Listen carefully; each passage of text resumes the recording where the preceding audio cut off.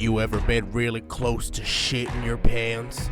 I mean, like you are 2 seconds away from the bathroom, but the door is closed and you just can't hold it in anymore, so you shit your pants. And then you gotta like kind of clean the shit out of your pants before you put it in the laundry machine, but you forget to take out the other clothes from the laundry machine, so you've kind of soiled the rest of your clothes until you can get them washed. But at least you gotta put on a new fresh pair of underwear and pants so that it does not seem like you shit your pants. That's what it feels like to drive a Ford.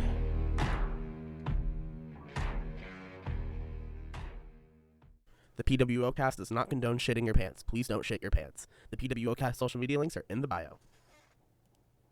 Yeah, it's a shame we didn't record this yesterday because I had my NWO shirt on. I just totally forgot. Yeah, man. I walked into Wind Symphony and one of the other percussionists was just like NWO and I was like, someone did this. Wait, really? A Yeah. percussionist? Yeah, well, they're percussion in Wind Symphony. Yeah. Yeah. Who is this? Do I know that? It was Anthony. Right on. Yeah. Oh man, bro, he would be great for the thingy we're gonna do. Yeah, he said he watched wrestling like growing up because I mean he's old enough where he grew up in the Monday Night Wars. Oh my gosh, he is. Yeah, so like he was like, oh yeah, I was a big Rock fan. I was like, wow, that's awesome.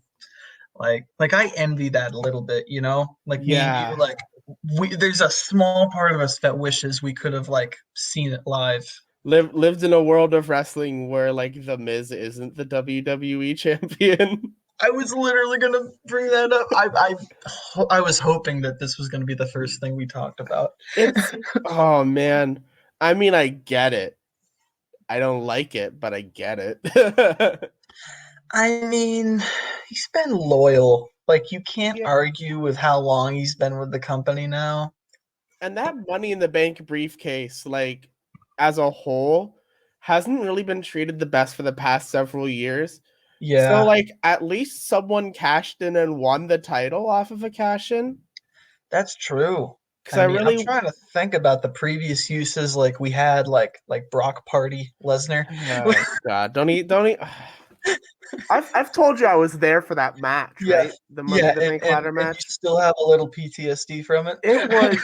It was a really good match, and like it looked like Mustafa Ali was gonna win, and I was really excited about that. And then Brock Lesnar's music started playing. It's just like he's not even in the match. He wasn't even in the match. Like, how does that work? I don't know. But I don't know why other people haven't tried to win titles in ladder matches the same way since. I was gonna say, like if that's how ladder matches work, like that changes the game. Right? Is that how the Royal Rumble works too? Because people have attacked people just to get in the match. I was gonna say, like, can the whole roster just come out and like climb the ladder together? Right. And like have a joint title between like 5 people.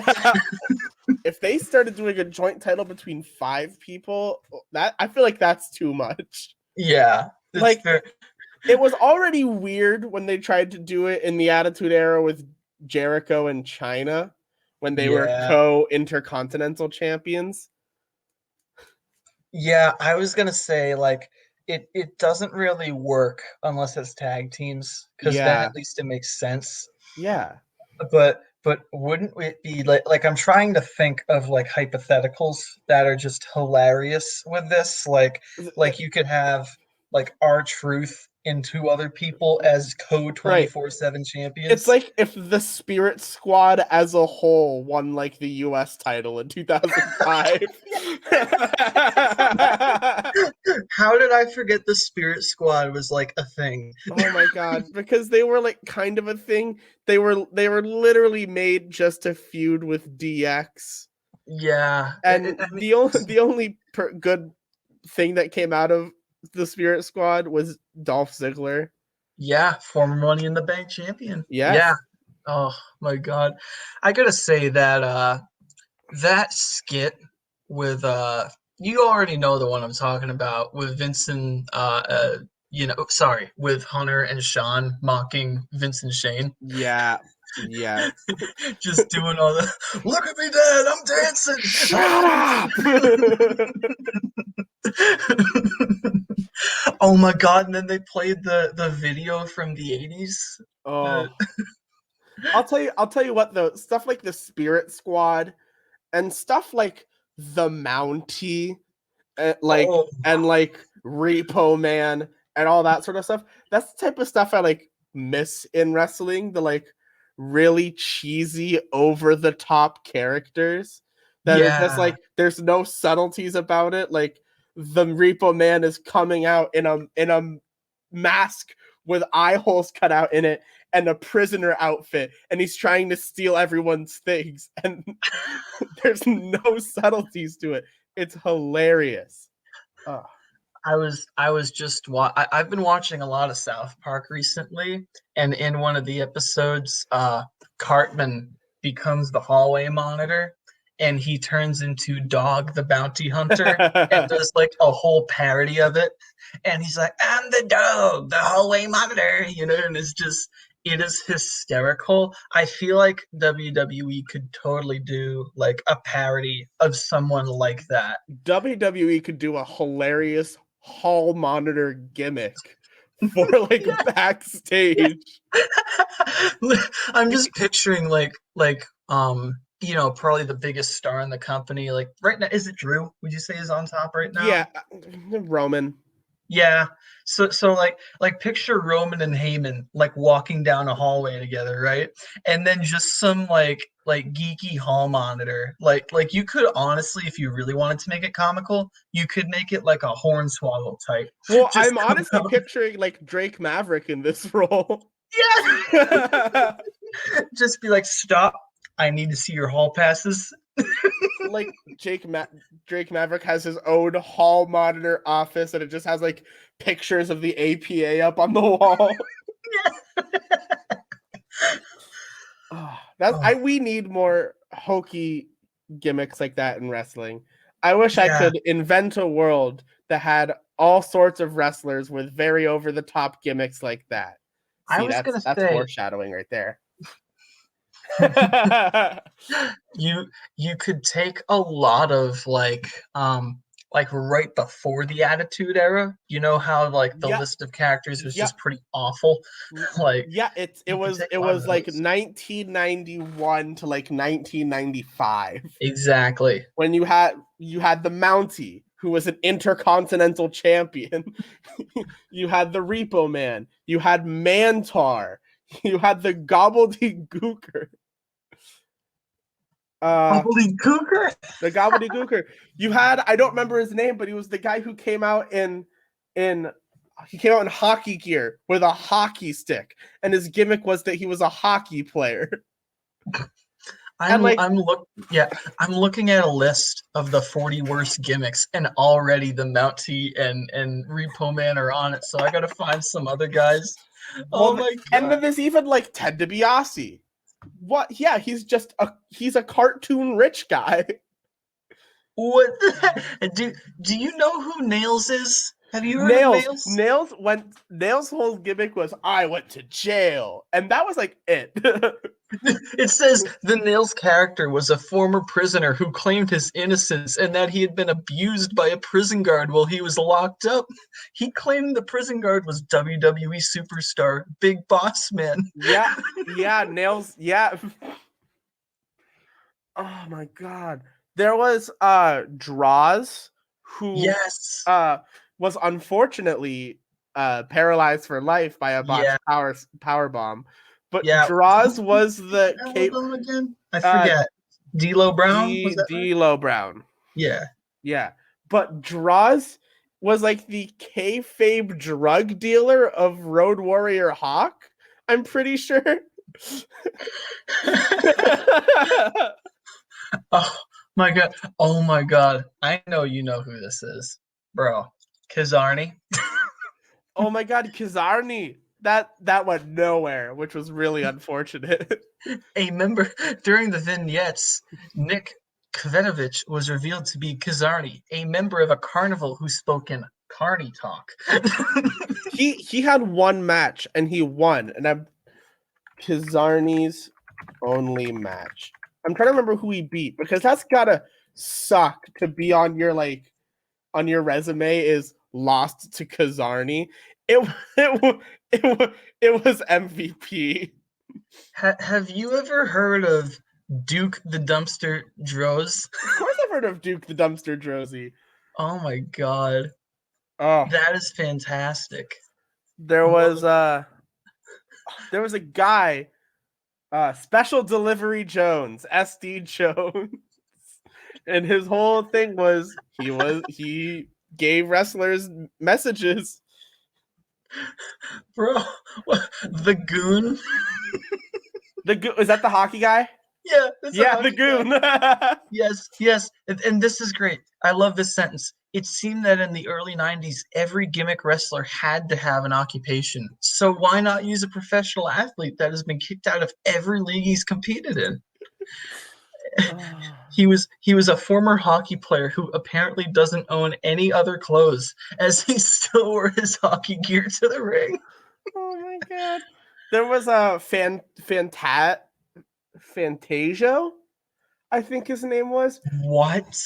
He was a wrestling magician. Oh god! And in his one match, he won by magic streamers. Like he went like whoosh, and streamers came out, and then he pinned his opponent and won. And at some point in the match, he ripped out Earl Hebner's underwear from his pants. Why? Earl Hebner. I don't know how I feel about Earl. Earl Hebner screwed Shawn Michaels and then got fired from WWE for selling counterfeit merch. Yep. And then he went to TNA because that's where you go when you get fired from WWE. And he got a shirt that said like, "Yeah, I did it," or something like that. And everyone's like, "Who are you?" Because like non-wrestling fans don't care enough to know about the Montreal Screwjob. Exactly.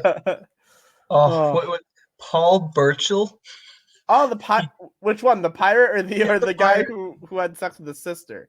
Yeah, Paul There's two? It's the same guy, two different terrible gimmicks. Oh my god, I love this. He came out with I think it was his sister or his cousin or something, and it wasn't stated, but it was implied that they were having sex. Like on a regular basis. Oh my god, what? Bro, Zeus! Oh. Oh my god. Let's start as Zeus in the film No Holds Barred, which was financed by the WWF and starred Hulk Hogan. Yeah. No Holds Barred, which is apparently one of those 80 cult classic movies. Zeus was a character, and then they made him a wrestler because he was a character. And he wasn't good. He wasn't good at it. In a similar vein, the wrestler from TNA, Suicide, was created for the video games, for the TNA video games, and then they brought him to the actual show, and I think like Christopher Daniels played him or whatever. Well, along this same line, Glacier was a thing. Oh, Glacier. He wrestles still. He still wrestles as Glacier. That's great. I love the look of this guy. Like He was in one of the AEW Casino Battle Royals. As Glacier. As Glacier. Yep. That is great. And it was one of those things that was like, oh hey, it's Glacier, but never like acknowledged. This is my wrestling big brain showing, but the WrestleMania, I think it was 32, Andre the Giant Memorial Battle Royal, Tatanka was just kind of there, and no one was like, hey, it's Tatanka from like 25 years ago. It's like the match started, and then at some point when Tatanka did like his stuff, they're like, Tatanka. All right. He beat Shawn Michaels at WrestleMania once. What is this? So upon entering the ring, yeah. So it says Glacier had one of the most extravagant entrances of all time, which included blue laser lights and synthetic snow falling from the ceiling. Upon entering the ring, Glacier would take over 2 minutes performing routines and removing his gear, which was estimated to have cost $35,000. In addition to the gear, estimates state that production costs for Glacier's entrances cost almost $500,000, which is significant because the costume and entrance were scrapped after only 4 matches. 4 matches cost $500,000. This is why WCW failed as a company. This was like early. This wasn't even that time period. WCW. This was like when WCW was like Luger, Sting, Mr. Perfect. It says this was 96. It's right around there. It's close. Glacier happened at the same time as the NWO. Yes. At the same time as the NWO, they spent $500,000 to use Glacier for 4 matches. Well, you know, Mortal Kombat was pretty big. Though Glacier's extravagant costume had been toned down, that didn't mean WCW was going to give up with their combat theme as Mortis debuted just a little later. Mortis? Mortis. Yes. Mortis, a mix of several different characters from the Mortal Kombat games. He feuded with Glacier in a feud meant for Sega Genesis systems around the world. Oh my god. You've watched like Attitude Era WWE stuff, right? Yeah. So you've seen the oddities, right? Yes. I can never get over Golga of the oddities. Golga wore a shit brown mask, like the color of shit, that was like, it almost felt like a Mankind ripoff mask. And he always wore a t-shirt with Eric Cartman on it. And he always brought an Eric Cartman stuffed animal to the ring. And his gimmick was that he was a big fan of Eric Cartman, and he was part of the oddities.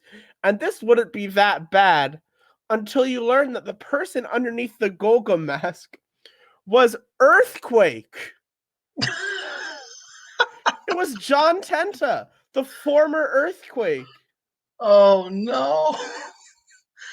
And I mean, like, don't get me wrong. That isn't even. If you love Eric Cartman, like, yeah, I love you, but like. And that gimmick isn't even getting the shit end of the stick from like the tag team he was in, because he was in the tag team The Natural Disasters, and Earthquake went on to be Golga, which was terrible in every way, but Typhoon went on to be the Shockmaster. The Shockmaster, yeah. Uncle Fred.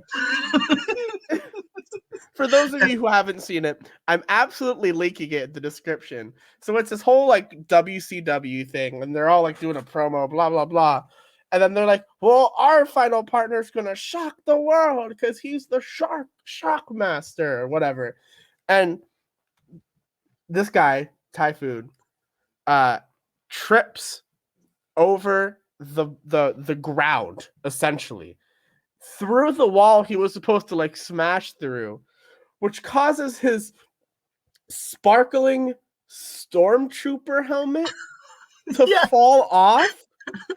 And you could hear Lex Luger in the background be like, "Oh, this is bad." You can hear people like laughing, like the crew. And they're trying to go on with it anyway. And like the voice isn't even his. Like he doesn't have a microphone he's holding up to the thing. The voice is, I think it was one of the Andersons. It's Ole Anderson backstage. And then when they came to the match, the Shockmaster had scrapped that entire look and became like a farmer. What? I never even saw the match. was one of the War Games matches. It was a War Games match? That was for the lead up to War Games. Oh, God. Dude. So also, too, like, I'll make sure we include this, too. Listen to Dusty Rhodes tell the story of how that happened, because Dusty Rhodes goes on for like 5 minutes about all the behind the scenes stuff, because there is like a little like 5-year-old Cody Rhodes watching this unfold like in front of a TV. So the Shockmaster falls, right? And then Cody looks at Dusty and he points at the TV. He's like, I think that's Uncle Fred. He's like, that's right, it was Uncle Fred. Oh my gosh. While we're on the topic of bad gimmicks, let's talk about Stardust for a minute. Oh, this is why Cody left.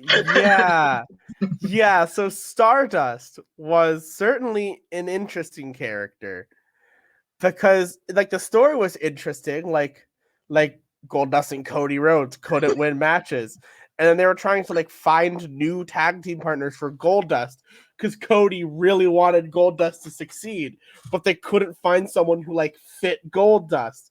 And so then the last one, the big one, was that Cody became Stardust, which was cool for a little bit until they split Goldust and Stardust. Yeah. So Stardust didn't really have a reason to still be Stardust, but he was still Stardust for like 2 years. It was bad. And like there was a like he would do weird promos. He'd do them like a globe. Yeah. And there was a little bit where the one cool thing about Stardust was when they went sort of comic booky about it, when they booked the feud between Stardust and Neville. And they went the whole like Neville's a superhero and Stardust is the supervillain, which was like really cool because they went all out like comic book graphics for their matches and stuff. Yeah. And Stardust got his henchmen in the form of the Ascension, and they were called like the Cosmic Wasteland. I just forgot the Ascension was a thing. Like just a ripoff of the Road Warrior animals. See, because they weren't like they were kind of their own thing in NXT. They were NXT Tag Team Champions. I still think the longest reign ever for 364 days. Wow. And like they were really cool. But the problem with their reign was that there weren't like tag teams on NXT at the time. It was just sort of them. And like they've had like a couple of takeover appearances or like NXT pay-per-view appearances. But like the NXT tag team division was so bare, they brought in Too Cool. No. Yeah, they brought in Too Cool to job to the Ascension. Like Brian Christopher and Scotty Brian Christopher and like Grandmaster Sexay and Scotty Too Hottie. Oh my God. Jesus Christ. I forgot like that. I always forget that like Brian Christopher is like Jerry Lawler's kid. Yeah. Don't you remember? It was kind of weird when Michael Cole like played the heel and like they brought in Brian Christopher to be like Jerry Lawler's a bad dad. No one in the audience gave a shit. They were like, Michael Cole was like, "Oh, I've got something for you, Brian Christopher, your son." And the audience was like, Oh, you brought the other guy from Too Cool. They're just, and then Brian Christopher's always like, "You were always gone, Dad. You were never there for me." And it's like, well, didn't you go into wrestling too? Like, which, also, to be fair though, Jerry Lawler kind of was a shit dad. Yeah, that's fair. Oh man. Oh my God. There's a edit on YouTube somewhere where it's that moment. But they edited in like the crowd going bananas when Brian Christopher comes out. What? It's like we need to find this. It's legit like the crowd's reaction to when Shane returned, like upholstered onto Brian Christopher. I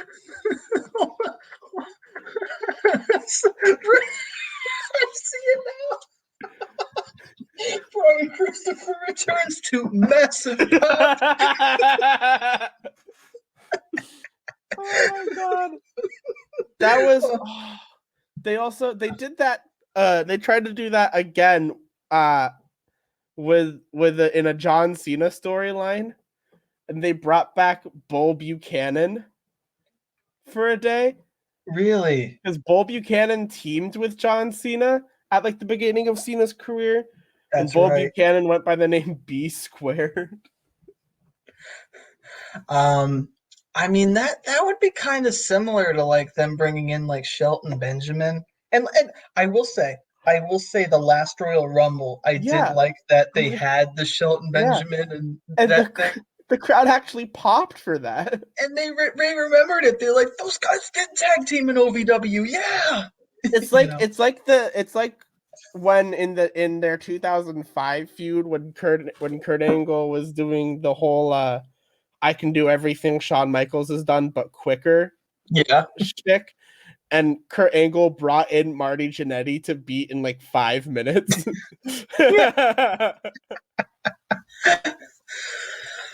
Oh my god. So I'm still looking at the list. I'm only at number like set 15 of bad gimmicks. Oh my god. I'm looking, dude, I have never even heard of this. And you know it's a bad gimmick because it is the summer of 2000 WCW. Like this is the wheels have completely fallen off the car. Wait, can I guess what this is? Is this Berlin? No. Not yet. Maybe he's further down, but not I will tell you who the wrestler is, because apparently they are a different wrestler, just a really bad gimmick. Mike Awesome. Oh, is it is it that 80s guy or the fat chick Thriller? The fat chick Thriller. Oh my I love this. During the summer and early fall of 2000, Mike Awesome had some of the worst gimmicks in professional wrestling history. He started becoming obsessed with overweight women, calling himself the fat chick Thriller. And during this time, he feuded with Scott Steiner and Lance Storm for the U.S. title. And it sucks because Mike Awesome is one of the greatest ECW champions of all time. And he went to WCW and they made him the fat chick Thriller. And I don't know if it's there too, but they also made him that 80s guy.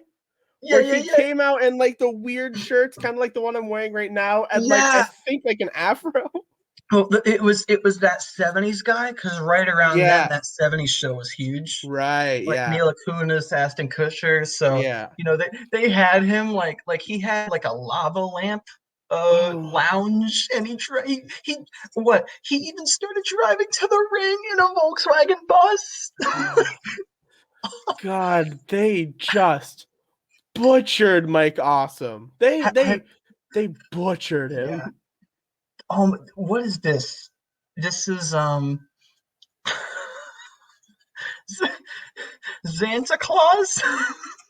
Santa Claus's evil brother that lives at the South Pole and steals presents from children.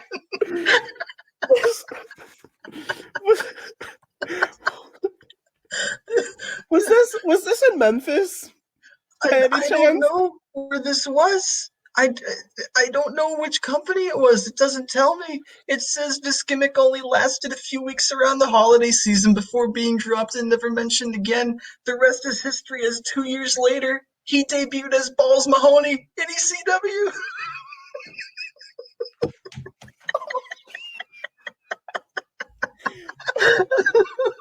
I did not need to know anything more in my life than that Balls Mahoney once played Santa Claus's evil twin brother, Xanta.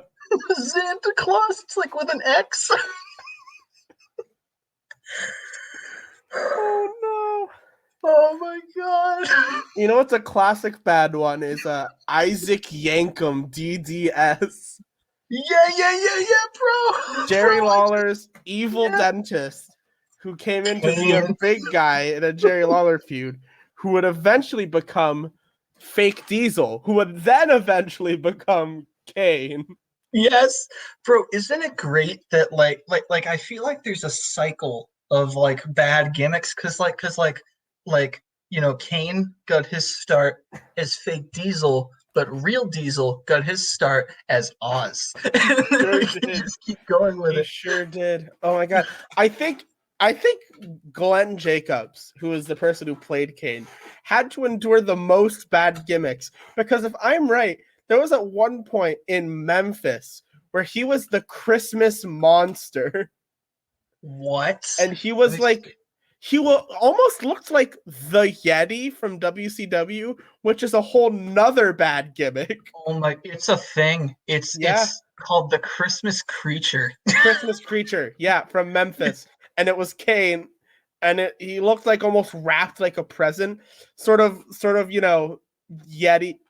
Yeti esque. Yeah, and Which, this was in the USWA, so yeah, it was and Memphis. the Yeti was a whole nother mess because the Yeti, who was a zombie or a mummy, the Yeti came out of ice and was a mummy, but then became a ninja. So someone actually wrote an article about the Christmas creature, and I Oh, love good. all the details because it's apparently like Jerry Lawler's kid, Justin Lawler, came up with the idea. I love this little detail here.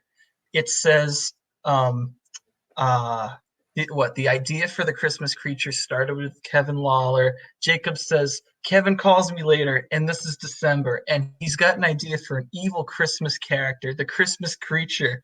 So Kevin Lawler designs a costume, and Glenn Jacobs' mom creates it. Green mask, candy cane stripes, tinsel, lights, even a battery pack in the back. That man is the current mayor of Knox County, Tennessee. Yes. I'm sorry. I just love picturing like Jerry, like in the infancy, right? I just love picturing like a young Glenn Jacobs before he becomes Kane, sitting down with Jerry Lawler's son and his mom, creating this Christmas creature costume. Right. Oh man. You know who else had to endure some pretty shitty gimmicks? Was Luke Gallows. Yes, Because yes, he he did. started out as fake Kane, which is Yes. funny because Kane played fake Diesel, so it's like full circle moment. Because I think the original plan was that Glenn Jacobs was going to retire and they were going to have Gallows replace Glenn Jacobs as Kane, being like, I'm the real Kane. You were an Wow. imposter when you unmasked. And like Glenn Jacobs won the match. The Kane versus Kane match was won by not Glenn Jacobs, was won by imposter Kane. Wow. But then they were just like, actually, no, Glenn Jacobs is gonna stay. And they like wrote him off of TV. And then he didn't return again until he was Festus. Festus. I forgot about Festus. Festus. And Festus was I don't remember if it was cousin or friend of Jesse. And it was basically like an Of Mice and Men situation going on. Yeah. But Festus was like stood there like this the whole time Yeah. until the bell rang and he was like, ah! And he just started like murdering people. Like Well, he would you know just what's just really attack the funny to shit think out of of? someone. Well, it's just really funny to think of like Festus, right? Like you can picture Festus just this bald, like chubby man, and within a year turns into like the Luke Gallows we know in straight edge society with Yeah. CM Punk. Like within a year, totally different guy. He was like 24 when he did Festus. Festus looked like 45. Literally. And they came out to the yeah. and there's grist biscuits and gravy, like the most southern song you could imagine.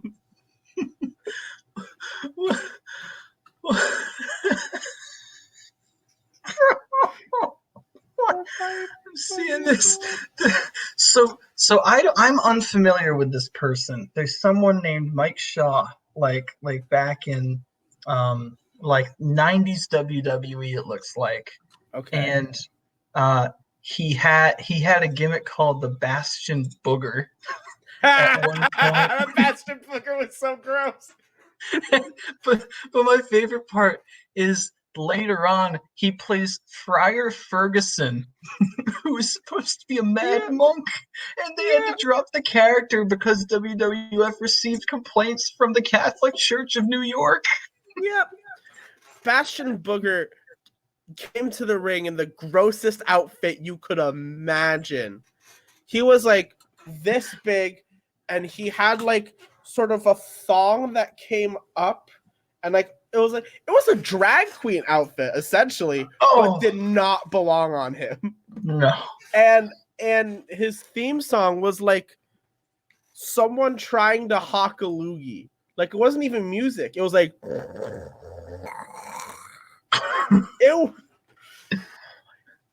Oh gosh. Have you ever heard of what's this? This is number 5. This is Battle Cat. This is from the 90s. So it's Dean Peters donned a cat mask and debuted as Battle Cat.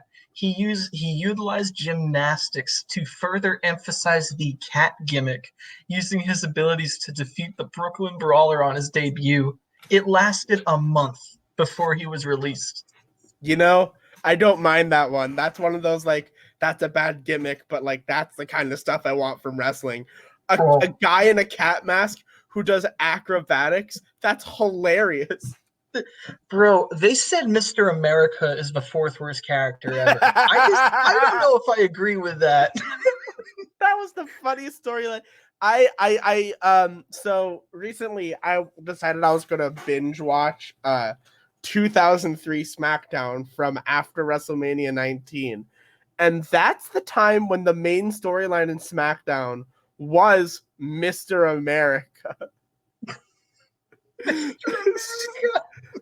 America was a Hulk Hogan for like 2 months before he quit. He put on a mask and came out to his own theme song. Like he still came out to Real American. And he came out as a mask, and it was so obviously Hulk Hogan. I just love how the whole, like, half his gimmick was, I'm not Hulk Hogan, brother. Like, what? I'm not Hulk Hogan, brother. And if a 3-year-old walked up to me and said, I'm not Hulk Hogan, brother, I'm pretty sure that 3-year-old's Hulk Hogan. The top 3. We've already listed 2 of them. So this Bleacher Report list, right? They have number 1, Shockmaster. Like I have to kind of agree. Like it's definitely the most infamous character. Yeah. Number 2, the Gobbledygooker. But there's one we haven't listed, and I actually low-key think this is the worst in terms of like everything, because while the Shockmaster is infamous, we can at least laugh at it. Nothing is good about this next character I'm about to mention. Oh no. You know what it's gonna be? I don't know, because the only other characters I can think of are like the Barbarian. Yeah, it's a WCW character, so it's kind of cheating. Oh my god, is it Oklahoma? Nope. No? Oh my god, Oklahoma was bad too. Do you know Oklahoma? I don't know Oklahoma. Oklahoma was it was end of WCW era. Vince Russo's right-hand man, Ed Ferrara, started showing up as Oklahoma, which was just a JR impersonation, which included the like, he did a Bell's palsy mouth. I do kind of remember this now. This was pretty tasteless. That's why I thought when you said there was nothing good about it, I was like, it's got to be Oklahoma. Yeah, I forgot Oklahoma was a thing, but I do remember that. No, this is the Kiss Demon. WCW got so fucked over by that deal. Oh, the Kiss it Demon. was great because like Bischoff's just like, oh, who does everyone love? Kiss, except no. Well, they signed a contract with Kiss Yeah. for a concert on an episode of Nitro and their own wrestler who would be featured in a specific number of main events. Yes. And the Kiss segment is the lowest rated segment of WCW history. I was going to say, like, that is so infamous. That's when you knew that they lost the wars. Like, there was still hope, but it's the lowest rated segment in WCW history. And I didn't know this detail, but apparently the Kiss Demon was supposed to be the start of a stable called Warriors of Kiss, which would include a member who represented each member of Kiss, as the Kiss Demon was supposed to be Gene Simmons. Oh my God. That's awful. Kiss. The Warriors of Kiss. Because see, I watched a Kiss documentary like over a year ago at this point, but Kiss is like obsessed with licensing themselves like as a brand. Kiss like, thinks they're way bigger than they are. Agreed. Like they weren't even that good of a rock band. They had like 2-3 good songs. But like I don't know. Kiss, like, I think they've licensed their name to over like 7,000 different products. So, like, there's Kiss water bottles, license plate holders, cups, keychains, like literally everything you can think of, Kiss has licensed their brand towards in some capacity.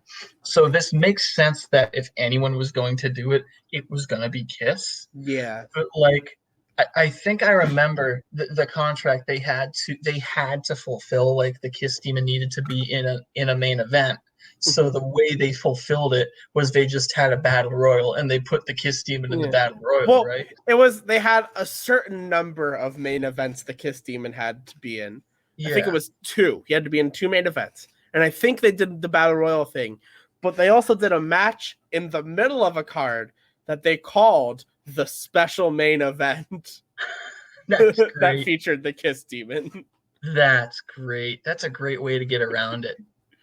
Yeah. They're just like, all right, this is the main event of the evening at 9:15. Okay. Yeah. This is the special main event. There's another one later, but this one's special. This is the extra special main event.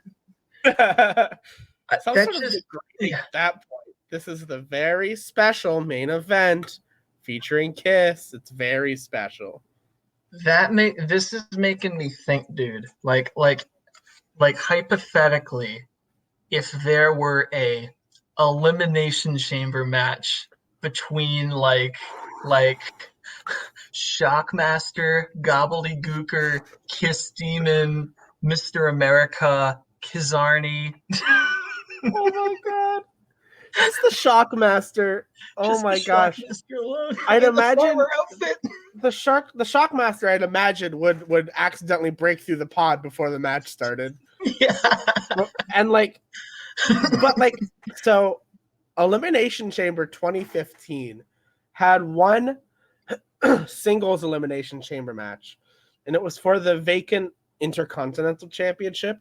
Yeah. And this match went terribly because at some point in the match, someone ran into Mark Henry's pod and the glass broke and it opened before Mark Henry entered. And it ruined like the entire booking of the match and no one knew what to do.